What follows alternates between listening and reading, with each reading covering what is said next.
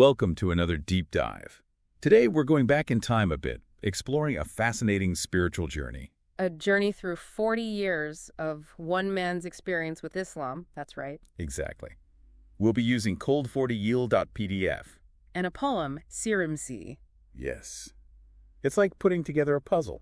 Each piece reveals a bit more about faith, history, and the search for meaning. It really is like stepping into a time machine, you know. Right.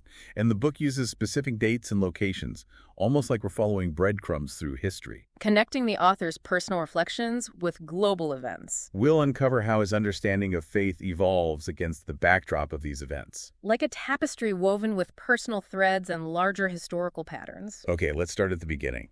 The book opens in 1970s Turkey. A time of immense change. The author recounts his youth, painting a picture of those early years and his introduction to Quranic studies. He uses a striking metaphor, a burning fire, to describe his commitment to faith. It conveys this intensity, a fervor in his early embrace of Islam. And he talks about the 1980 Turkish coup d'etat. And its impact on his generation. The Varolus Kuşağı, the generation of existence. You can almost feel this generation grappling with huge questions amidst turbulent times. Absolutely. It's like he's searching for a foundation, a place to belong. He mentions the Tenvir group, a community focused on understanding Islamic principles and applying them to everyday life. Right. But he also describes a tension between his faith and the political realities of Turkey at that time. Exactly. What's intriguing is that he deliberately chooses not to align with any political party. Instead, he focuses on personal spiritual growth. Forging his own path within his faith, seeking deeper understanding beyond politics. Then, the story shifts. It's the 1990s. And we're in Germany. Cologne and Berlin. He's navigating life as a Muslim immigrant. He shares anecdotes, giving us a glimpse into what it was like to straddle two cultures. He talks about experiencing prejudice, struggling to make a living, but also finding connections within the diverse Muslim communities he encounters. Makes you think about how our identities are shaped, you know. By heritage and the new environments we navigate. And how faith can be a source of both comfort and challenge in those experiences. He also dives deeper into his Quranic studies, exploring the turtle method. Slow, reflective reading. It's like he's constantly seeking deeper meaning, even amidst the upheaval of relocating. Absolutely. His commitment to learning is clear throughout.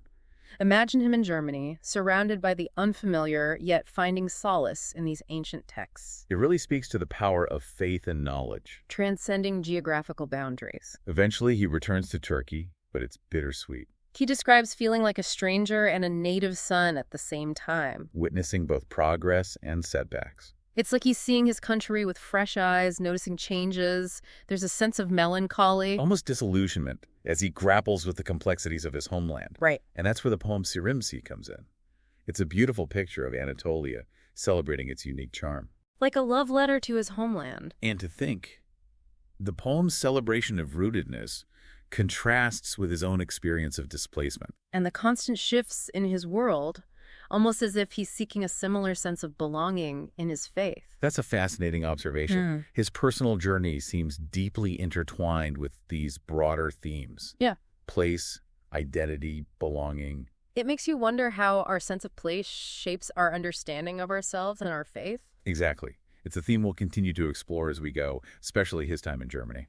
And its profound impact on his views. When he first moved to Germany, there was a lot of hope, you know? Oh, yeah. He wanted to pursue higher education and support himself financially while working with the Tenvir group. Sounds like a good plan. But things didn't quite work out that way. Ah, I see. He talks about roadblocks with his veterinary credentials, finding himself in a tough financial spot. It's got to be hard. And it's during these tough times, his faith is really tested. He ends up taking a factory job. Wow. He says it was a humbling experience. Yeah, I bet. It gave him a new understanding of the lives of immigrant laborers. He also expresses frustration with some in the Turkish Muslim community in Germany, criticizing those focused on material wealth and status. Interesting. Sounds like a period of disillusionment, but also introspection, right? Absolutely. He kept detailed personal notes, reflecting on his experiences and questioning his own assumptions. That makes sense. And remember, all this is happening as the world is changing. The Berlin Wall falls, the Soviet Union collapses, the Bosnian War. So much upheaval. Exactly. Uncertainty mirroring his own internal struggles. It's fascinating how he doesn't shy away from sharing his encounters with different people, different groups. Oh, yeah. Islamic scholars, political activists, Sufi communities, even a self-proclaimed messiah. Wow, quite the range. He's open about his disagreements with certain ideologies, but there's also this clear desire for understanding. A desire for dialogue. Exactly. It shows his intellectual curiosity and willingness to engage with diverse perspective. He values knowledge and critical thinking, for sure. He even talks about starting a book club in Cologne, trying to create a space for shared learning. That's really cool. His journey is so intertwined with this pursuit of knowledge. Right, and eventually he returns to Turkey. But even that homecoming is mixed. I can imagine. He describes feeling like a stranger in his own land, but also connected to his roots. Seeing both sides of the coin. Progress alongside regression, leaving him with more questions than answers. And as he gets older, he reflects more on his life and legacy. Okay, so where does all this leave us? We have this deeply personal story, a search for meaning within Islam, set against this backdrop of historical change, cultural clashes, and these themes woven throughout: knowledge, faith, community, personal growth. What strikes me is his struggle to reconcile ideals with reality. You mean he's deeply committed to his faith, but also critical of those he believes misrepresent it? Exactly. He longs for a more just world, but sees the complexities of human nature. And there's this palpable sense of longing, too, right? Yes. Almost a yearning for a lost golden age of Islam.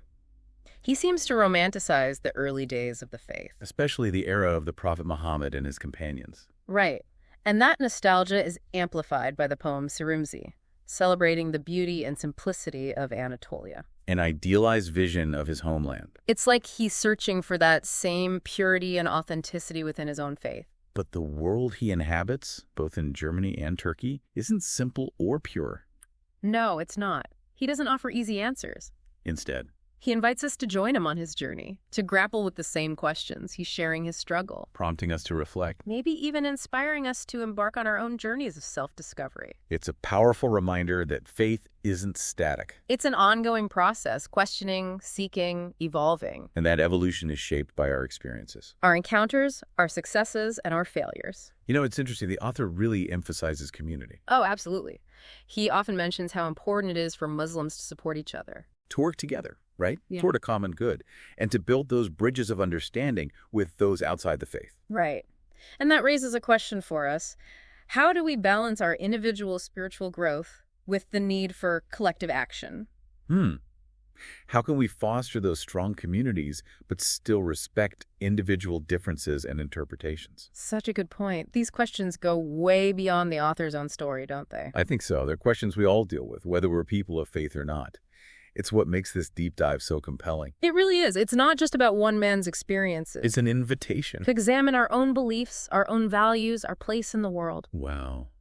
We've traveled through decades today, across continents.